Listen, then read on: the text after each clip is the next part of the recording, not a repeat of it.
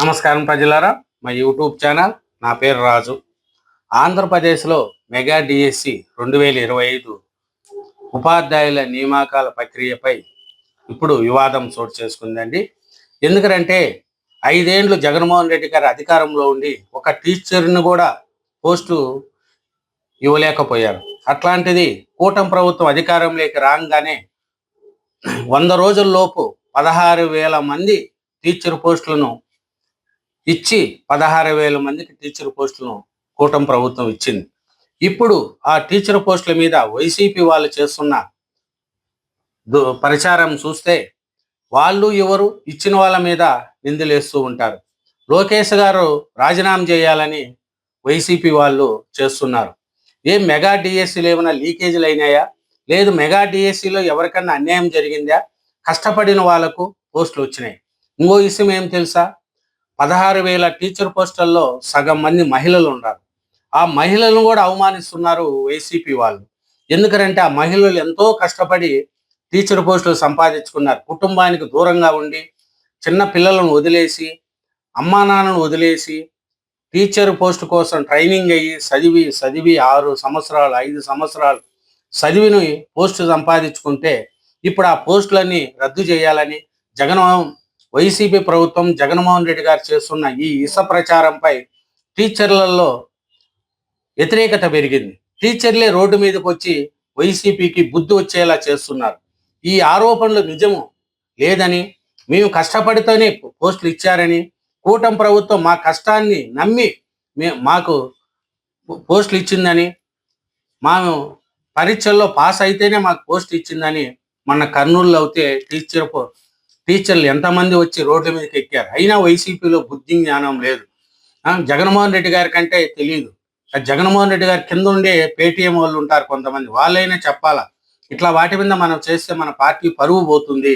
ఈ బుద్ధి ఎంతో కష్టపడి వాళ్ళు ఉద్యోగాలు సంపాదించుకున్నారు. ఇప్పుడు 16,000 కుటుంబాలు బాగుపడుతున్నాయి. 16,000 కుటుంబాల్లో ఒక్కొక్క కుటుంబంలో 5 మంది ఉన్నా కూడా ఎంతమంది బాగుపడుతున్నారు లెక్కేసుకోండి. 16,000 టీచర్ పోస్టులు ఎంతో కుటుంబాలకు అన్నం పెడుతూ ఉంటే దీని మీద వైసీపీలు అక్రమాలు జరిగినాయని వైసీపీ వాళ్ళు ఆరోపణలు గుప్పిస్తున్నారు. ప్రభుత్వ కూటమి నేతలు ఎంపికైన డిఎస్సి అభ్యర్థులు ఈ ఆరోపణలు ఖండిస్తూ విపక్షాల తీరును తప్పుబడుతున్నారు. వాళ్ళు ఎవరి మీద అంటే ప్రభుత్వం కూడా వాటికి ఇచ్చింది, ఇదో ఇట్లా చేశాం, మేము ఇట్లా చేశాం, ఎవరికి అన్యాయం జరిగింది, ఏం జరిగింది చూడండి అనేది కూడా తెలుస్తుంది. ఆ మెగా డిఎస్సి అభ్యర్థులు నిరసనలు, ర్యాలీలు మరియు రాజకీయ పరిమాణాలు పూర్తి రాజకీయం చేస్తున్నారు వైఎస్ఆర్సీపీ వాళ్ళు. ఈ పరిస్థితి చూసుకుంటా పోతే ఈ మెగా డిఎస్సి కోసం ఎంతో మంది కష్టపడి వచ్చిన పోస్టులు అండి. అట్లాంటి మెగా డిఎస్సి మీద కావాల్సిందే ఇసం చెబుతున్నారు వైఎస్ఆర్సీపీ వాళ్ళు. ఇప్పుడు ఎట్లయిందంటే టీచర్లు వర్సెస్ వైఎస్ఆర్సీపీ విజేతలను అవమానిస్తున్నారు. వైసీపీ రాంగ్ స్టెప్ వేస్తుందా అనేది కూడా మనకు తెలుస్తుంది. ఎందుకంటే టీచర్ పోస్టులు 16,000 మందిలో సగం మంది మహిళలు ఉన్నారండి. ఆ మహిళలను కూడా అవమానిస్తున్నారు. ఈ మెగా డిఎస్సిలో అక్రమాల పేరుతో వైసీపీ చేస్తున్న రాజకీయం వివాదాస్పద అవుతుంది. ఈ డిఎస్సిలో ఉద్యోగాలు సాధించిన వారు రోడ్లపైకి వస్తున్నారు.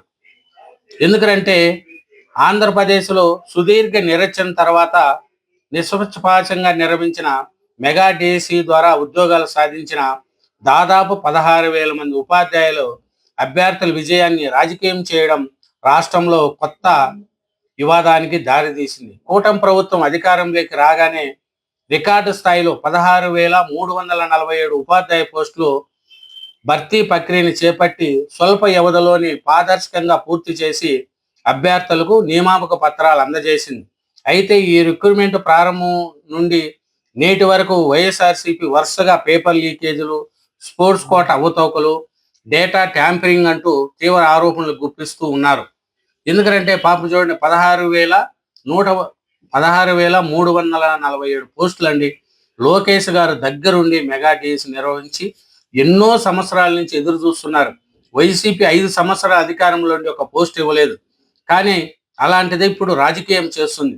కష్టపడి చదివారు వాళ్ళు, ఇప్పుడు జీతం తీసుకుంటూ వాళ్ళ కుటుంబాన్ని పోషించుకుంటూ ఇప్పుడు ఆ టీచర్లు మీద అవమానంగా మాట్లాడుతున్నారు వైసీపీ వాళ్ళు. ఇక్కడ ఏమిరంటే ప్రతిపక్షం చేసిన ప్రతి ఆరోపణకు ప్రభుత్వము సాంకేతిక ఆధారాలు, జీవోలు, అధికార గణాంకాలతో తక్షణమే స్పష్టమైన వివరణ ఇస్తూ వచ్చింది. ఎందుకంటే ఈ అభ్యర్థికి ఇలా వచ్చింది, ఎందుకు ఈ పోస్ట్ ఇచ్చాం అని వివరాలతో ప్రభుత్వం చెప్తుంది. అయినా కూడా వైఎస్ఆర్సీపీ వాళ్ళు దాన్ని రాజకీయం చేస్తున్నారు. ఈ పొద్దు టీచర్ల మీద ఆరోపణలు చేస్తున్నారు. మహిళలు అయినా వాళ్ళ మీద ఆరోపణలు చేస్తున్నారు వైఎస్ఆర్సీపీ వాళ్ళు. ఈ పొద్దు రాష్ట్రంలో టీచర్లే వైఎస్ఆర్సీపీ మీద తిరగబడుతున్నారు. టీచర్లే రోడ్డు మీదకి వచ్చి వైఎస్ఆర్సీపీకి వార్నింగ్ ఇస్తున్నారంటే వైఎస్ఆర్సీపీ వాళ్ళు ఎంత జిగదారుడు పని చేస్తున్నారో ఆలోచించండి. అట్లాగే ప్రశ్న పత్రాల తయారీలో టీసీఎస్ ప్రామాణిక కంప్యూటర్ ఆధారిత వ్యవస్థను ఉపయోగించడం, పారదర్శకంగా చేపట్టడం, ర్యాంకులు మరియు మార్కుల డేటాను అందుబాటులో ఉంచడం వంటి విషయాలను ప్రభుత్వం స్పష్టం చేసింది. ప్రభుత్వం ఇచ్చిన వివరణలు తప్పని నిరూపిస్తే ఎలాంటి పొంతన ఉన్న ఆధారాలను వైఎస్ఆర్సీ చూపించలేకపోయింది.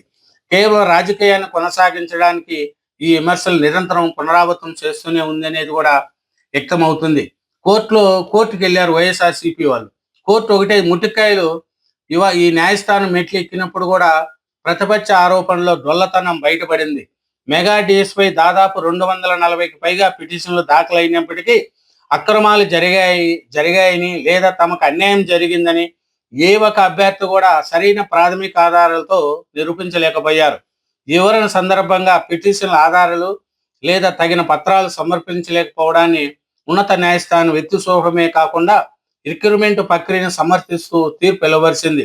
కోర్టు కూడా తోసిపుచ్చిన అంశాన్ని ప్రతిపక్షం మళ్ళీ ఈది పోరాటాలు చేయడం వాళ్ళకు తెలివిలేనితనం అనేది కూడా అందరూ కూడా మాట్లాడుతున్నారు. కోర్టు ఒకటే చెప్పింది, మీ దగ్గర ఏం ఆధారాలు ఉన్నాయండి, ఎందుకు వాళ్ళను ఉద్యోగాలు చేసుకునే వాళ్ళ మీద ఇట్లా ఆపద్ధాలు చెప్తున్నారని ముట్టికాయలు వేసినా కూడా కోర్టులో ఒక ఆధారం చూపించలేకపోయినారు వైఎస్ఆర్సీపీ వాళ్ళు. అట్లాగే టీచర్లు ఆగ్రహంగా ఉన్నారు, కించపరుస్తున్నారు మమ్మల్ని, మేము కష్టపడి చదువుకున్నాము, ఏళ్ల తరబడి కష్టపడి చదివితే ఈ పొద్దు టీచర్లు అనే వాళ్ళు మమ్మల్ని అవమానిస్తున్నారు వైసీపీ వాళ్ళని వాళ్ళు చాలా బాధపడుతున్నారండి. ఎందుకంటే రాజకీయ రణరంగంలో అసలైన బాధ్యతలుగా మారుతుంది. ఏళ్ల తరబడి కష్టపడి తమ స్వచ్ఛమైన ప్రతిభతో ఉద్యోగాలు సాధించిన వేలాది మంది అభ్యర్థులే రాత్రింబవులు శ్రమించి టీచర్ పోస్టులు సాధించిన తమ విజయంపై మోసంతో వచ్చిన ఉద్యోగాలని ముద్రేసేలా జరుగుతున్న చూసి తీవ్ర మానసిక వేదనకు గురి చేస్తుంది. సమాజంలో మరియు పాఠశాలలు అడుగు పెడుతున్న తరుణంలో తమ అర్హతలను నిరంతరం అవమానించే వాతావరణాన్ని కల్పించడం ద్వారా ఆ ఉపాధ్యాయుల కుటుంబాలు ఆత్మగౌరవాన్ని దెబ్బతీస్తున్నారని ఆవేదనతో వారు వ్యక్తమవుతుంది. రాజకీయ ప్రయోజనాల కోసం ప్రతిపక్షాలు చేసే విమర్శలు సహజమే అయినప్పటికీ ఆధారాలు లేకుండా చేసే ఆరోపణలు వ్యవస్థలపై ప్రజల్లో ఉన్న నమ్మకాన్ని సడలిస్తాయి. గత 5 ఏళ్ల పాటు డిఎస్సి నోటిఫికేషన్ వేసి చూసి ఇప్పుడు ప్రతిభ ఆధారంగా ఎంపికైన యువత కష్టాన్ని గుర్తించకపోగా వారి ఎంపికను వివాదాస్పదం చేయడం వల్ల వైసీపీ వాళ్లకు నష్టం తప్ప లాభం లేదు.